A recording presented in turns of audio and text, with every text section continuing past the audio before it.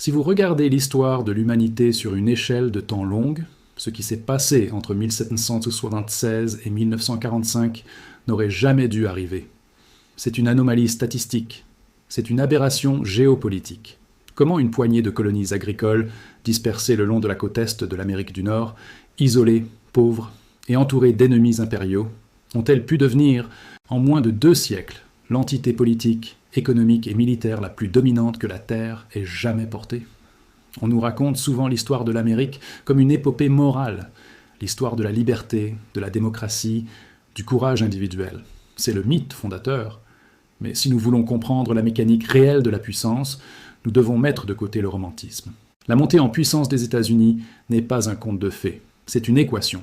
Une équation composée de variables brutales, la géographie, les ressources, la démographie et une industrialisation d'une violence inouïe. Au début du XXe siècle, alors que l'Europe se préparait à s'entretuer, elle regardait encore l'Amérique avec une certaine condescendance. Pour les élites de Londres, de Berlin ou de Paris, les États-Unis étaient un pays de fermiers incultes et de parvenus. Ils n'ont pas vu ce qui se préparait. Ils n'ont pas vu qu'une machine de guerre économique était en train d'être assemblée, pièce par pièce, de l'autre côté de l'Atlantique. Une machine qui, une fois allumée, allait redéfinir la notion même de superpuissance. Pour comprendre le monde dans lequel nous vivons aujourd'hui, un monde où le dollar est roi, où la culture américaine est omniprésente et où la marine américaine patrouille chaque océan, nous devons revenir au point de départ. Nous devons ouvrir le capot du moteur américain. Voici l'histoire véritable, physique et stratégique de comment l'Amérique a conquis le monde. Napoléon disait que la politique d'un État est dans sa géographie. Si cela est vrai, alors les États-Unis ont hérité de la meilleure politique du monde par pur hasard. Imaginez que vous jouez à un jeu de stratégie type Civilization ou Risk, mais que vous commencez la partie avec des codes de triche. C'est exactement la situation des États-Unis. Le premier atout est défensif. C'est ce que les géopolitologues appellent la sécurité gratuite. Regardez l'Europe de la même époque. La France, l'Allemagne, la Russie, l'Autriche-Hongrie. Ces nations vivaient dans une paranoïa constante. Elles partageaient des frontières terrestres avec des rivaux puissants et hostiles.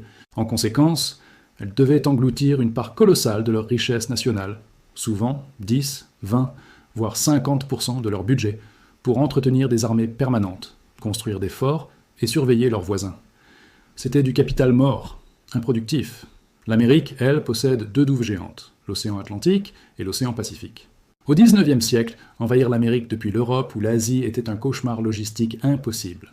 Cette sécurité insulaire a permis aux États-Unis de faire quelque chose d'unique, se développer sans armée. Pendant la majeure partie du XIXe siècle, l'armée américaine était minuscule, à peine suffisante pour gérer les conflits avec les tribus amérindiennes ou patrouiller la frontière mexicaine. Tout l'argent, tout l'acier, tous les hommes qui n'étaient pas dans l'armée pouvaient être investis dans l'économie, construire des usines, poser des rails, inventer des machines. C'est un avantage cumulatif titanesque sur un siècle. Mais la défense n'est que le début. Le véritable trésor est à l'intérieur. Le continent nord-américain cache le plus grand système de transport naturel de la planète, le bassin du Mississippi. Avant le moteur à explosion, le transport terrestre était l'ennemi du développement. Déplacer une tonne de blé sur 50 km avec une charrette à chevaux coûtait plus cher que de la faire traverser l'Atlantique en bateau. L'eau est le seul moyen de transport viable pour les marchandises lourdes, à l'époque pré-industrielle. Le bassin du Mississippi, avec ses affluents comme le Missouri et l'Ohio, offre plus de kilomètres de voies navigables que le reste du monde combiné. Mieux encore, tout ce réseau coule vers le sud, vers le golfe du Mexique, débouchant sur l'océan mondial. Cela signifiait qu'un fermier isolé dans l'Ohio ou le Kentucky pouvait charger sa récolte sur un radeau ou une barge et la vendra à New York ou à Londres. Cela unifiait l'économie américaine bien avant l'unification politique. L'Amérique n'a pas eu besoin de construire des routes coûteuses pour commencer à s'enrichir. La nature lui avait offert une autoroute liquide gratuite. Enfin, il y a la terre elle-même.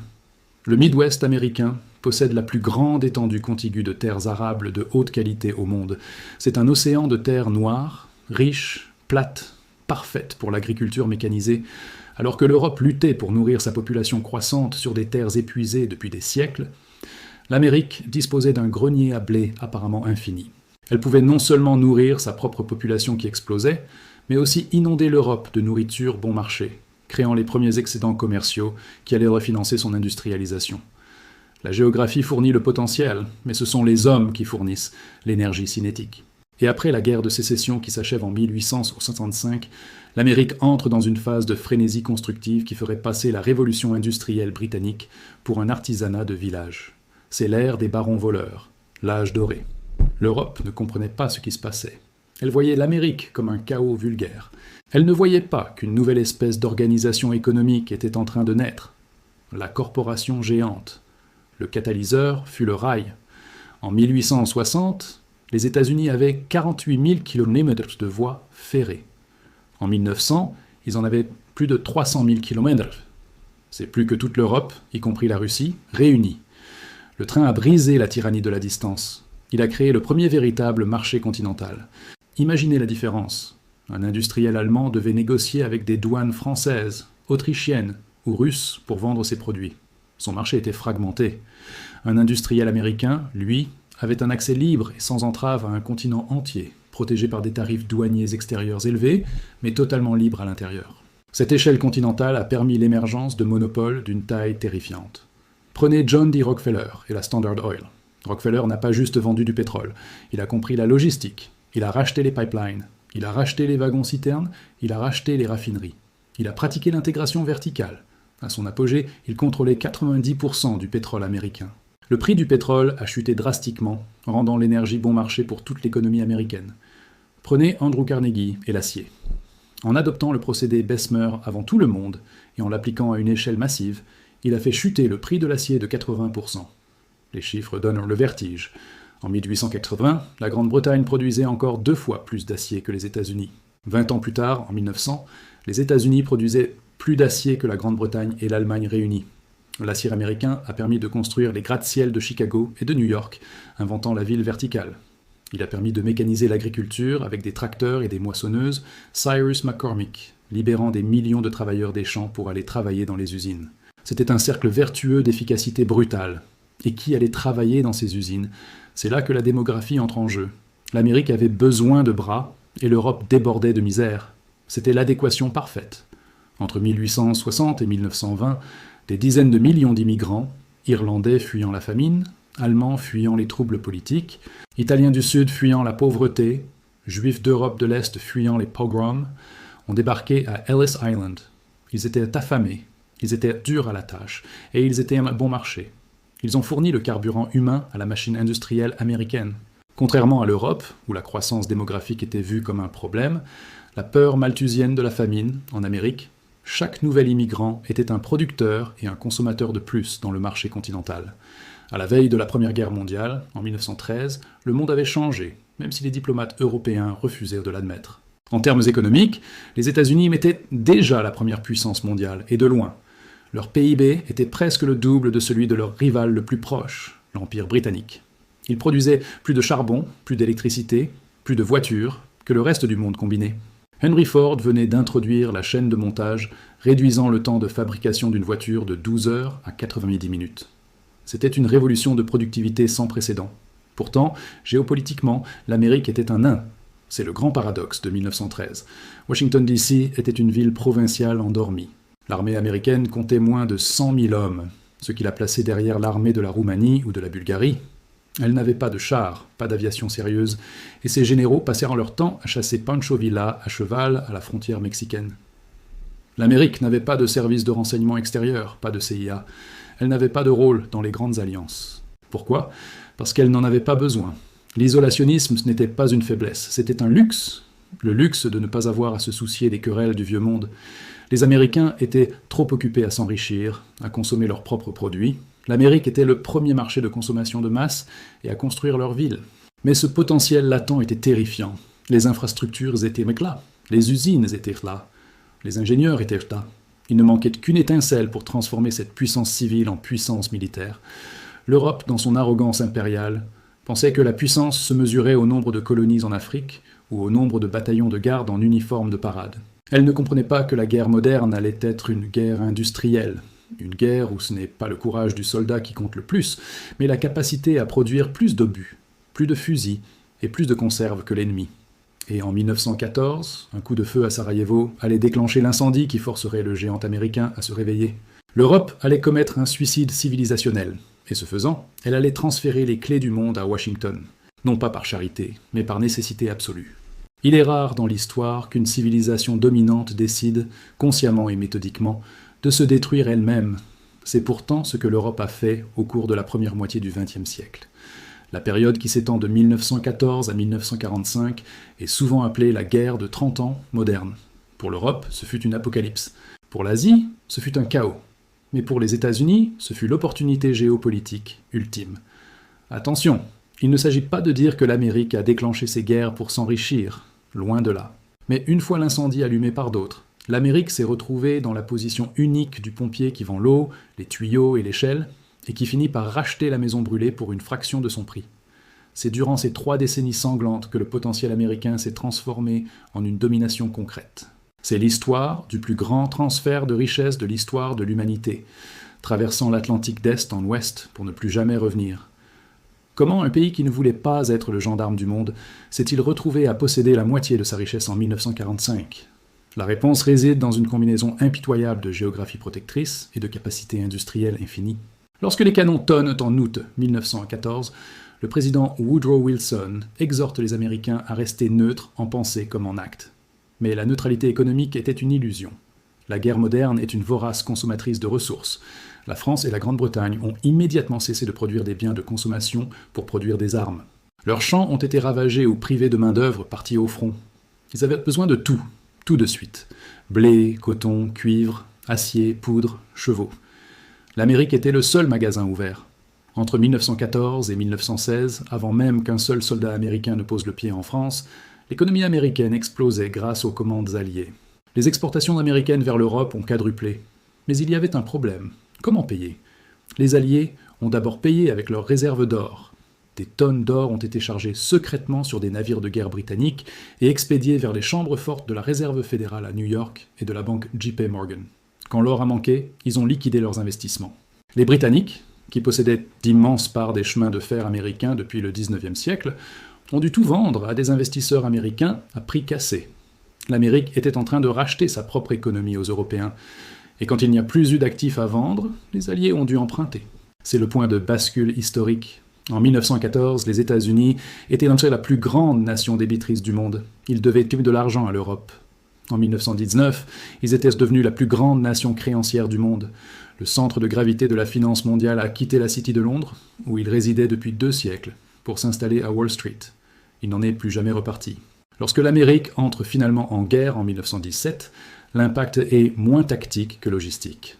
L'Allemagne ne pouvait tout simplement pas rivaliser avec une nation capable d'envoyer 10 000 soldats frais par jour de l'autre côté de l'océan, équipés par une industrie qui ne subissait aucun bombardement. En 1918, l'Europe est ruinée, sa jeunesse décimée. L'Amérique, elle, a perdu relativement peu d'hommes, environ 116 000 contre des millions pour les autres. Son territoire est intact et ses usines sont plus modernes que jamais grâce aux profits de guerre. Pourtant, l'Amérique fait alors un choix étrange. Au lieu de saisir la couronne mondiale, elle rentre chez elle. Le Sénat rejette l'adhésion à la Société des Nations. Le pays se replie dans l'isolationnisme des années 20 et 30. Mais c'était un recul trompeur. Les liens financiers étaient désormais indissolubles. Et surtout, la machine industrielle américaine allait bientôt être testée à une échelle que personne n'aurait pu imaginer. Il est tentant de penser que la Seconde Guerre mondiale a été gagnée grâce à la stratégie des généraux ou au courage des soldats. Bien sûr, cela a compté. Mais si l'on regarde froidement les données, la Seconde Guerre mondiale a été gagnée par une feuille Excel. Elle a été gagnée par le volume. Le véritable tournant de la guerre n'est pas Stalingrad ou le débarquement de Normandie. Le tournant, c'est le moment où l'industrie américaine s'est mise en ordre de bataille. En 1940, l'armée américaine est encore squelettique. Mais le président Roosevelt lance un défi à son industrie, devenir l'arsenal de la démocratie. La différence fondamentale entre les États-Unis et tous les autres belligérants, Allemagne, Japon, URSS, Royaume-Uni, c'est l'intégrité territoriale. Pendant que les usines allemandes de la Ruhr se faisaient pilonner par la RAF, pendant que les usines soviétiques devaient être démontées et déplacées en urgence derrière l'Oural dans la neige, pendant que le Japon manquait de tout, les États-Unis produisaient en paix. Les usines de Detroit, de Californie ou de l'Ohio pouvaient fonctionner 24 heures sur 24, avec toutes les lumières allumées, sans jamais craindre une sirène d'alerte aérienne.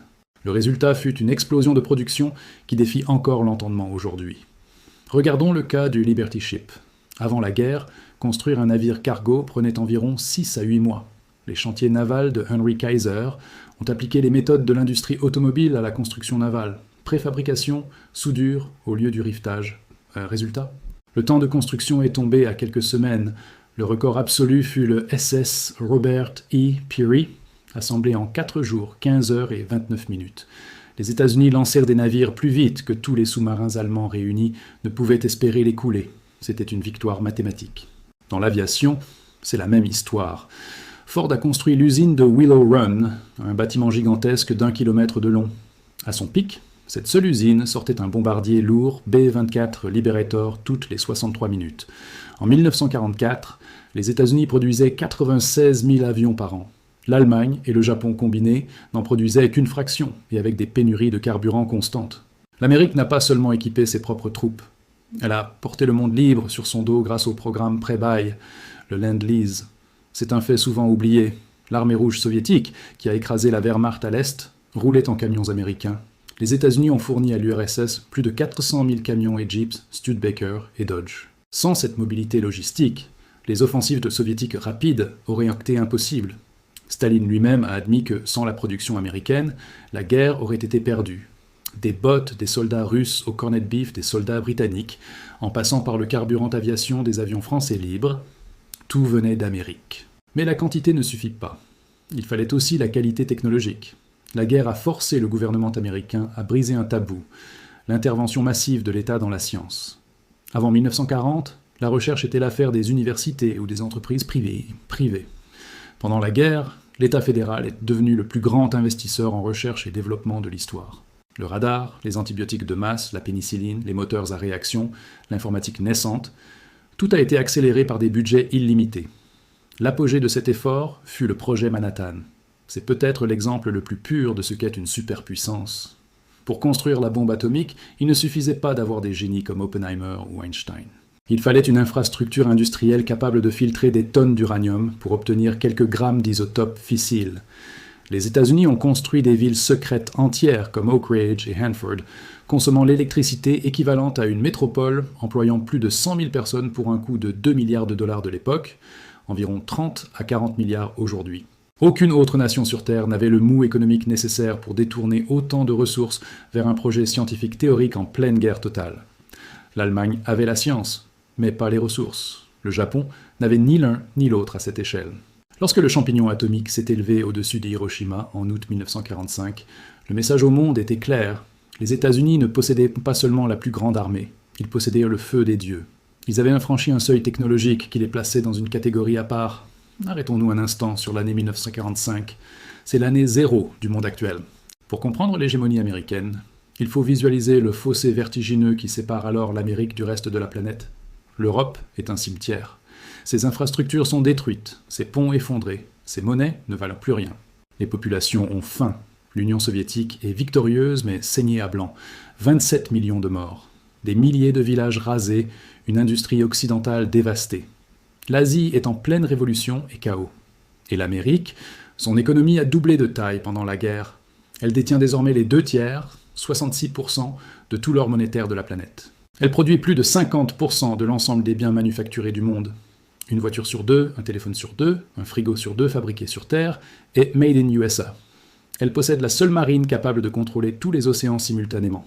La Royal Navy britannique étant en déclin rapide, elle a le monopole nucléaire. Jamais, depuis peut-être l'Empire romain à son apogée, une seule puissance n'avait accumulé une telle disproportion de force par rapport à ses rivaux. Les États-Unis ne sont pas seulement puissants, ils sont devenus le système solaire autour duquel tout le reste doit graviter. Cependant, la puissance brute ne suffit pas. L'histoire est pleine d'empires militaires qui se sont effondrés rapidement parce qu'ils ne savaient que conquérir, pas gérer. Les États-Unis se trouvaient face à un choix historique en 1945, rentrer chez eux et profiter de leurs richesses comme en 1918, ou rester et construire un ordre mondial. Face à la montée de la nouvelle menace soviétique, ils ont choisi de rester. Mais ils n'allaient pas construire un empire colonial à l'ancienne, avec des gouverneurs et des drapeaux. Ils allaient faire quelque chose de beaucoup plus intelligent. Ils allaient construire un empire invisible. Un empire basé non pas sur le territoire, mais sur l'argent, le dollar. En 1945, les États-Unis avaient gagné la guerre, mais l'histoire nous apprend une leçon cruelle. Gagner la guerre est la partie facile. La plupart des empires de l'histoire, des Romains aux Mongols en passant par les Britanniques, ont commis la même erreur. Ils ont tenté de dominer le monde par l'occupation territoriale. Ils ont envoyé des gouverneurs, des garnisons, et ont planté des drapeaux. C'est une méthode coûteuse, épuisante, et qui finit toujours par provoquer des révoltes. Les États-Unis, forts de leur pragmatisme commercial, ont choisi une voie radicalement différente. Ils ont compris qu'au XXe siècle, la véritable puissance ne réside pas dans la terre que vous occupez, mais dans les règles que vous écrivez. Au lieu de conquérir le monde, ils l'ont organisé. Ils ont construit une architecture complexe, une toile invisible d'institutions, de normes et de systèmes financiers qui rendrait la prospérité américaine indispensable à la prospérité mondiale. Nous allons découvrir le chef-d'œuvre stratégique de l'Amérique. Comment elle a transformé sa puissance militaire brute en une hégémonie structurelle durable. Comment elle a utilisé le dollar, la technologie et la culture pour créer un empire où les sujets sont souvent des partenaires volontaires. C'est l'histoire de la construction du monde dans lequel vous vivez aujourd'hui. Le moment le plus décisif pour la puissance américaine moderne ne s'est pas joué sur une plage de Normandie, mais dans un hôtel isolé du New Hampshire, un an avant la fin de la guerre. La conférence de Bretton Woods en 1944. Alors que les combats faisaient encore rage, les États-Unis ont convoqué les nations alliées pour décider à quoi ressemblerait l'économie mondiale d'après-guerre. La Grande-Bretagne, représentée par le célèbre économiste John Maynard Keynes, proposait une monnaie mondiale neutre pour les échanges. Les États-Unis ont dit non. Puisque les États-Unis détenaient 70% de l'or mondial et la seule économie intacte, ils ont imposé leur solution. Le dollar serait la monnaie de référence. Toutes les monnaies du monde, francs, livres, marques, seraient fixées par rapport au dollar. Et le dollar, lui, serait fixé par rapport à l'or, à 35 $ l'once. C'était un coup de maître. Du jour au lendemain, le dollar devenait aussi bon que l'or. Pour acheter du pétrole, des machines ou des matières premières, le monde entier avait besoin de dollars. Cela a donné aux États-Unis ce que Valéry Giscard d'Estaing appellera plus tard le privilège exorbitant. Contrairement aux autres pays qui doivent produire des biens pour obtenir de la monnaie étrangère, les États-Unis peuvent simplement imprimer de la monnaie pour acheter des biens étrangers. Ils peuvent s'endetter dans leur propre monnaie. C'est un avantage économique quasi magique qui permet de financer un déficit commercial permanent et une armée mondiale sans faire faillite. Mais le génie du système américain s'est révélé en 1971. À cette époque, les dépenses de la guerre du Vietnam avaient vidé les coffres. Il n'y avait plus assez d'or pour garantir tous les dollars en circulation. Le président Richard Nixon a alors choqué le monde en brisant le lien entre le dollar et l'or. Selon les règles classiques, le dollar aurait dû s'effondrer. Mais il ne l'a pas fait. Pourquoi ? Parce que les États-Unis avaient préparé le terrain pour un nouveau système, le pétrodollar. Grâce à un accord avec l'Arabie saoudite, le pétrole mondial, le sang de l'économie moderne, ne pouvait être acheté qu'en dollars américains. Si vous êtes le Japon, l'Allemagne ou la France et que vous voulez de l'énergie, vous devez d'abord acheter des dollars. La demande pour la monnaie américaine est devenue structurelle et infinie. L'Amérique n'avait plus besoin d'or. Elle avait le pétrole des autres pour soutenir sa monnaie. Avoir la monnaie mondiale est inutile si personne n'a les moyens d'acheter vos produits. En 1947, l'Europe et l'Asie étaient des champs de ruines. Les populations mouraient de froid et de faim. Le risque n'était pas seulement humanitaire, il était politique. La misère est le terreau du communisme. Staline attendait patiemment que l'Europe de l'Ouest s'effondre pour étendre son influence jusqu'à l'Atlantique. L'Amérique a alors lancé l'opération de politique étrangère la plus intelligente de l'histoire, le plan Marshall. Au lieu d'exiger des réparations de guerre aux vaincus, l'erreur commise après la Première Guerre mondiale, les États-Unis ont fait l'inverse. Ils ont envoyé de l'argent. Plus de 13 milliards de dollars de l'époque, l'équivalent de 150 à 200 milliards aujourd'hui, ont été injectés dans les économies européennes, y compris chez l'ennemi d'hier, l'Allemagne de l'Ouest. Ils ont fait de même au Japon. Était-ce de la pure charité ? Absolument pas. C'était un investissement stratégique froid et calculé. Premièrement, l'argent du plan Marshall devait être utilisé pour acheter des machines et des équipements américains. L'argent revenait donc dans les poches des industriels américains, garantissant le plein emploi aux USA. Deuxièmement, en reconstruisant l'Europe et le Japon, l'Amérique se créait des marchés solvables pour ses exportations futures. Troisièmement, et c'est le plus important, cela a créé une dépendance et une alliance indissolubles. L'Europe de l'Ouest et le Japon ont lié leur destin à celui de l'Amérique. Pour protéger cet investissement économique, l'Amérique a créé une structure militaire, l'OTAN. Le marché, le deal, était simple. Nous, les Américains, garantissons votre sécurité physique avec notre parapluie nucléaire et nos bases militaires. En échange, vous vous alignez sur notre politique étrangère, vous ouvrez vos marchés à nos produits et vous ne développez pas de rivalité stratégique avec nous. Ce système d'alliance a permis aux États-Unis de projeter leur influence partout, avec des bases en Allemagne, en Italie, au Japon, en Corée du Sud, créant un périmètre de sécurité mondiale unique dans l'histoire. Pendant la guerre froide, la compétition avec l'Union soviétique a forcé l'Amérique à maintenir une économie de guerre permanente que le président Eisenhower a nommé le complexe militaro-industriel. On critique souvent ce complexe pour ses coûts et ses guerres, mais d'un point de vue économique, il a agi comme le plus grand incubateur technologique du monde. L'État fédéral américain, via le Pentagone et des agences comme la DARPA ou la NASA, a injecté des milliards de dollars dans la recherche fondamentale risquée que le secteur privé ne voulait pas toucher. Regardez votre smartphone. Presque toutes les technologies clés qui le composent sont nées d'un financement militaire américain.